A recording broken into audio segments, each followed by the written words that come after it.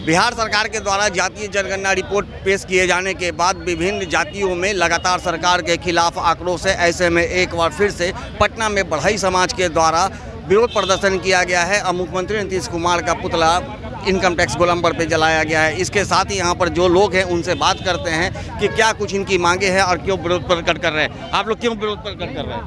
हम लोग जनगणना में नाम कम दिया इसके कारण से हो रहा है। क्या लगता है जातीय जनगणना में क्या कुछ करना चाह रहे हैं? जातीय जनगणना हम लोग का कम दिया, हम लोग का ज़्यादा होना चाहिए था। नौकरी वोकरी कम हो रहा है, हम लोग का मिल नहीं रहा है। इसका विरोध यही है कि जनगणना को सुधार किया जाए फिर से, है ना। किस समाज से आते हैं, कितनी आबादी है आप लोगों की? मैं ये अभी हम लोग 3.5% से ऊपर हैं आबादी बढ़ई समाज से, लेकिन ये इसमें 1.4 दिया गया है अभी इनके आंकड़ा जो है। क्या चाहते हैं? हम चाह रहे हैं कि यही है कि फिर से जनगणना कराया जाए, जो अन्याय हुआ है बढ़ई समाज के साथ वो दोबारा किया जाए। उसमें हमारे समाज के साथ, बढ़ई समाज के साथ भारी धोखा हुआ है।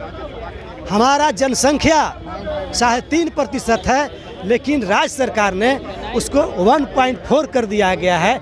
हमारा मांग है कि जो हमारा 3.5% जनसंख्या है उसमें राज्य सरकार सुधार करे, और नहीं तो हमारे समाज के लोग बिहार सरकार का जड़ मूल से सहित उखाड़ फेंकने का काम करें। हम लोग ने बढ़ई समाज के लोग पूरी संकल्प के साथ खड़ा हैं कि राज्य सरकार अगर हमारी बात नहीं मांगती है, हमारा मांग को नहीं पूरा किया जाता है, तो राज्य सरकार के हमारे समाज के लोग राज्य सरकार को, जो 3.5% मेरा आबादी है, राज्य सरकार को, बिहार सरकार को, नीतीश कुमार को बिहार से उखाड़ के बाहर फेंकने का काम करेंगे।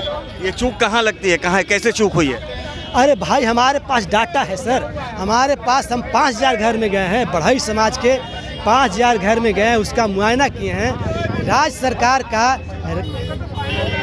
कर्मी, जनगणना कर्मी, उसके घर गया ही नहीं। हम लोग घर गया ही नहीं, कैसे जनगणना हो गया, कैसे हम उसको मान लें? बिहार में जातीय जनगणना जो किए गए हैं पूरी तरह जो है फेक है, टेबल वर्क है। जातीय जनगणना का वास्तविक संख्या से कोई लेना देना नहीं है, और हर समाज में कहीं ना कहीं कुछ ना कुछ असंतोष का भाव है।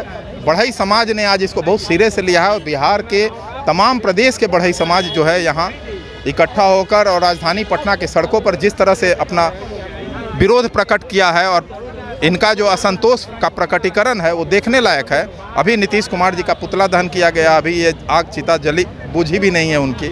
नीतीश कुमार जी कहीं ना कहीं बिहार और बिहारवासियों के साथ पूर्ण भेदभाव का बर्ताव करने के लिए अब जाने जाएंगे। Guinness book of world record में उनका नाम दर्ज करा देना चाहिए। हम लोग कम मिला है, इसके वजह से हम लोग पुतला दहन किए हैं।